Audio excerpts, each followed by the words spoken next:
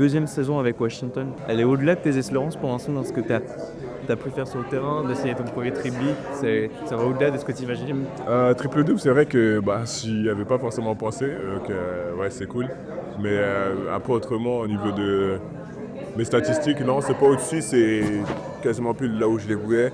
Euh, j'ai beaucoup bossé cet été pour en arriver là, donc ouais, je suis content du genre je suis là. Est-ce que t'as jamais eu autant peut-être de responsabilités balle en main aussi dans cette équipe? On doit créer, ça c'est venu plutôt imaginer ou c'était le discours de la franchise dès cet été, on va te faire confiance aussi en attaque? Ouais, même après le All-Star, c'est un peu ce qu'ils voulaient commencer à faire l'année dernière. Malheureusement, je me suis blessé, du coup, j'ai pas trop eu la chance d'en profiter.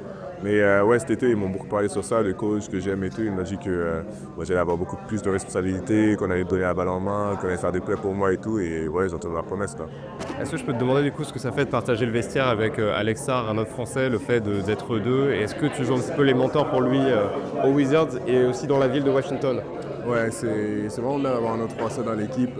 Ça te permet de, quand tu es frustré, pas forcément chercher tes mots à parler en anglais, t'expliquer et tout. Tu as ta langue maternelle, tu peux parler avec lui. C'est vraiment cool, on échange énormément. On est juste à côté dans les vestiaires, donc ouais, ça fait du bien. Vous avez parler français sur le terrain? Sur le terrain, ouais, tout le temps. Hein. Franchement, quand on parle que entre nous deux et qu'il y a Kishon aussi à côté, on parle tout le temps français. Ah, c'est obligé, ouais. Et le fait d'être avec un autre Français, d'être avec Kishon, d'être avec autant de jeunes justement, est-ce que ça te hype pour l'avenir de Washington? Et est-ce que vous parlez souvent de ce que vous serez dans 5, dans 10 ans, j'ai envie de dire? Ouais, énormément. On parle de ça quasiment tous les jours, quasiment tous les jours. On voit l'évolution au niveau des jeunes. Ouais, même avec Jordan aussi, on en parle beaucoup. Jordan Poole qui se dit que dans quelques années, ce sera nous, quoi. Donc voilà, faut rester procédure et on y arrivera.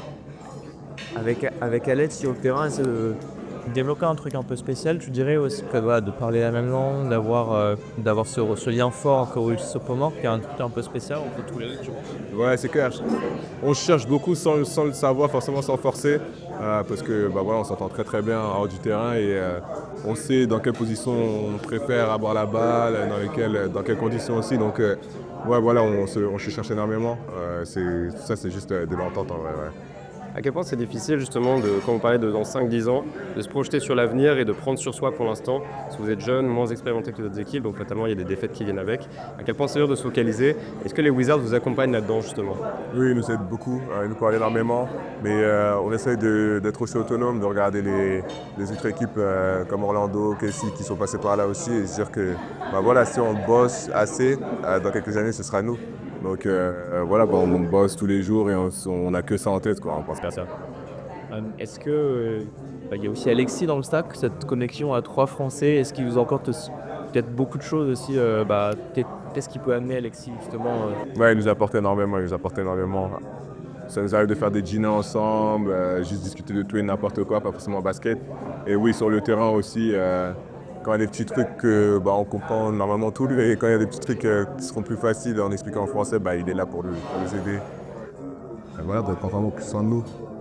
Je parlais avec quelqu'un qui me disait que tu étais quasiment devenu en fait un Américain, que maintenant tu parles un anglais impeccable, que tu es vraiment intégré dans la culture. Est-ce que tu as ce sentiment-là toi et est-ce que tu as l'impression d'embrasser vraiment la culture US? Ouais, après j'ai toujours beaucoup aimé la culture des États-Unis. Même étant plus jeune, j'ai regardé beaucoup de vidéos, des streamers, des faits comme ça. Donc je pense que c'est ça aussi qui m'a aidé à m'inclure plus facilement dans la culture. Après, non, je suis pas américain. Je suis très bien en étant français, donc voilà. Et tu as l'impression de parler mieux anglais déjà que Alex, que est-ce qu'il y a une compétition par rapport à ça? Je rigolais avec ça, avec Yoven qui me disait justement, on a vraiment l'impression que Victor c'est un Français, qu'Alex aussi, mais que toi tu as cette dimension un petit peu américaine. Est-ce que tu les vannes là-dessus un petit peu ou pas? Ouais, on en rigole beaucoup avec Alex. Par exemple, quand il y en a un qui fait une erreur, on va se corriger, mais on se moque un peu l'un de l'autre. Donc ouais, c'est drôle. J'ai eu des anecdotes comme ça, mais ouais, c'est très fort. Ouais. Les Wizards ont fait une French Heritage Night il n'y a pas longtemps. C'est tant que la France est en train d'avoir un petit poids, une belle influence sur cette équipe. Ouais, c'est clair. Tout le monde essaie de parler français, déjà, on va commencer par là. Mais ouais, le fait qu'ils nous voient avec Alex, Kishon, Alexis parler français à longueur de journée, ils disent que ouais, il y a quand même un peu cette petite empreinte française dans l'équipe et ils font tout pour qu'on soit à l'aise. Donc c'est à côté de ça. Et en ville, c'est quoi ton quotidien en ville à Washington? On te reconnaît quand tu marches dans la rue, on parle des matchs, tu sens que c'est plus fort que l'an passé peut-être de ce côté-là? Ouais, beaucoup plus fort.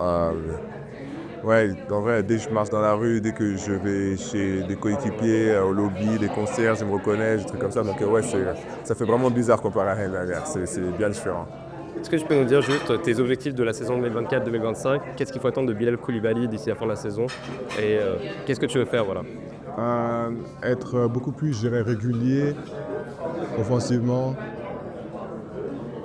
être beaucoup plus agressif, être un meilleur playmaker aussi, encore plus constant, je dirais. Donc voilà, c'est plus de la régularité que je cherche sur cette fin de saison et m'imposer en tant que leader.